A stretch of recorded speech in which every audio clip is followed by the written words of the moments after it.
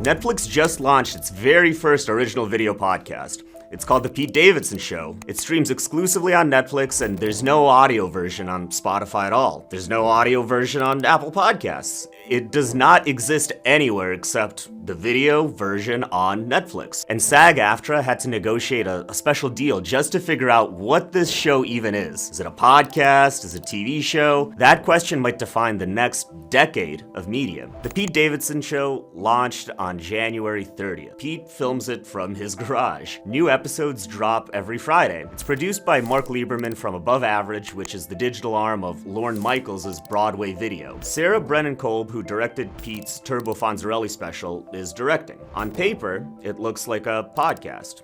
Casual conversations with famous friends. Low production overhead compared to scripted TV. Weekly release cadence. But it is Netflix exclusive, video only, and has a director. That doesn't sound like a typical podcast I've ever heard of. This is where things get interesting. When the show was announced, SAG-AFTRA reached out to Netflix to figure out the classification, because that answer matters a lot. TV agreements require residual payments. They have strict rules about working hours, breaks, safety. Podcast agreements are much lighter. Lower minimums, no residuals. In February, the union confirmed they reached a deal. They classified it as a podcast. They would not share the terms. But think about what just happened. Netflix gets to produce what looks and feels like a talk show, distributed to 200 million subscribers, and pay podcast rates instead of television rates. That's a significant cost advantage, and Pete Davidson is just the beginning. Netflix also launched The White House with Michael Irvin, a sports podcast.